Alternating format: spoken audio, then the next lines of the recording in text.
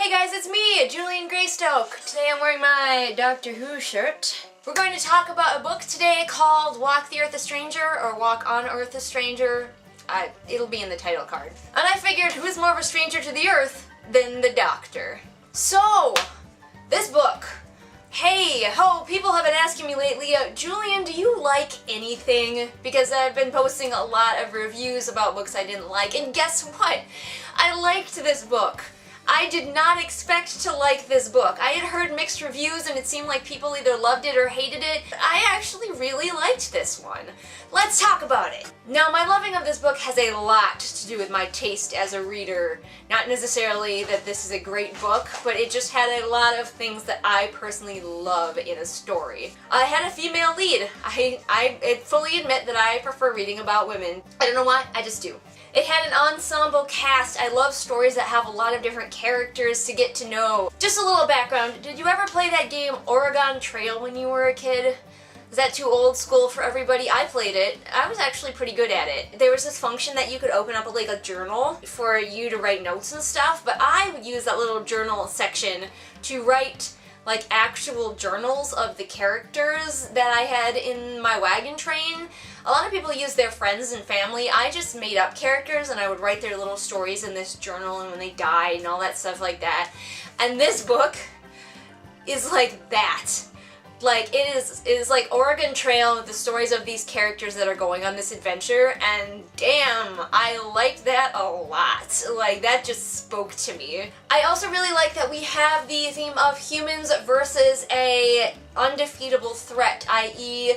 the weather, i.e. nature, the things they encounter in their travels. You can get a little bit sick of stories where the bad guy is like this mwahaha finger-tenting villain, and there is one of those in this, but he's not a huge part of this book, especially once they finally get into the wagon train. So the real threat is just the dangers that they face along the way. Sickness, stampedes, bad weather, no water, and you know what? I really dig that kind of story. Especially once we get into the wagon train, it is what I would call a quest type story. And as such, it sort of falls into this rhythm of action, rest, action, rest. I kind of like that rhythm. I know some people are bothered by that. Maybe it's because it reminds me of video games and the flow that video games have, but that has always been something that I've liked. However, if you know that you don't like that action, rest, cadence, pacing in a book, then this one might not be as enjoyable to you. This book had a really low-key theme of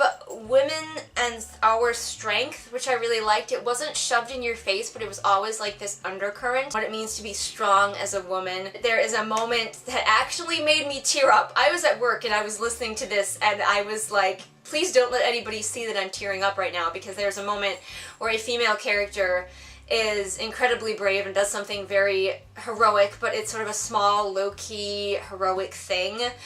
It made me emotional. The subtle strength of women throughout this book. I love the found family aspect, if you're into found family stories. I have a new book crush, you guys. That is super exciting. I haven't had a book crush in quite a while. The character of Jasper.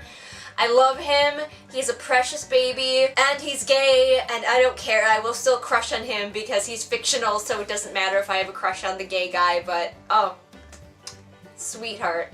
Also, this book has accurate horses. It doesn't just treat them as cars with legs. And her horse, whose name is Peony, which I don't like that name, but her horse has a great personality and they have a really true relationship with each other, and I love it. But of course, I didn't love every aspect of this book, and it is important to look at the things you love and still see the flaws in them.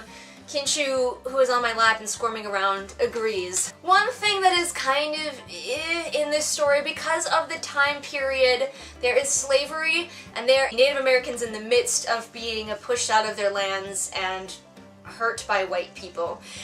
And the main characters in our story, we're supposed to kind of appreciate them as the good guys, simply because they do not participate in the mistreatment of black people. They don't own, they don't own slaves themselves, so, and they don't actively participate in the mistreatment of natives, but they don't ever stop it.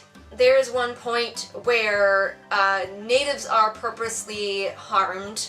I'm not gonna tell you how, and our main characters don't stop him. They are disgusted by it.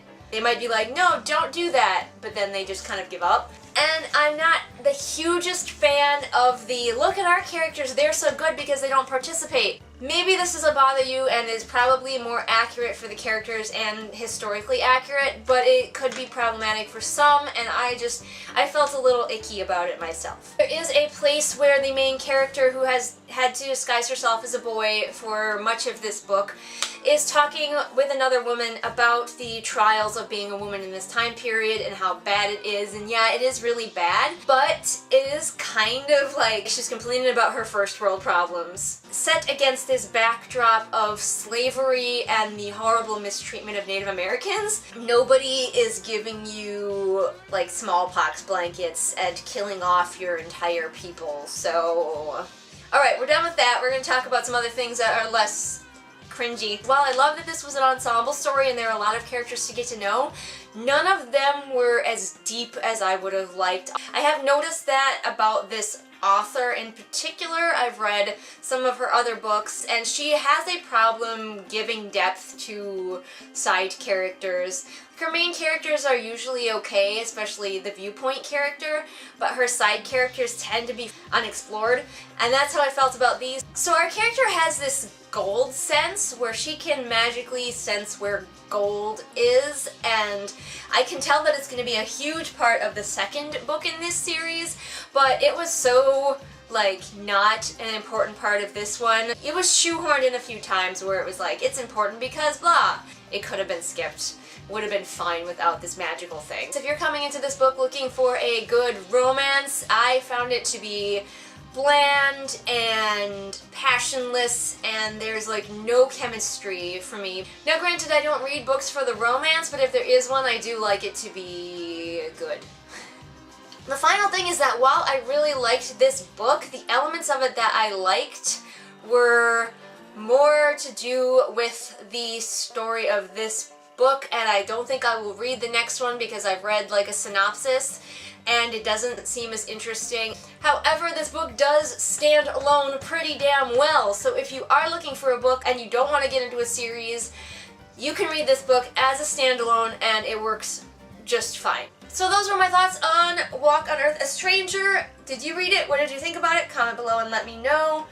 Don't forget, if you want to keep up with my books as fast as I read them, you can friend me on Goodreads, and you should because I love being friends with people on Goodreads. So if you want my initial responses to the books that I'm reading, friend me on Goodreads, links in the doobly-doo, links to all of my social media in the doobly-doo. Kinju says to remember that I post new videos Mondays and Fridays, and you can subscribe so you don't have to look around for those.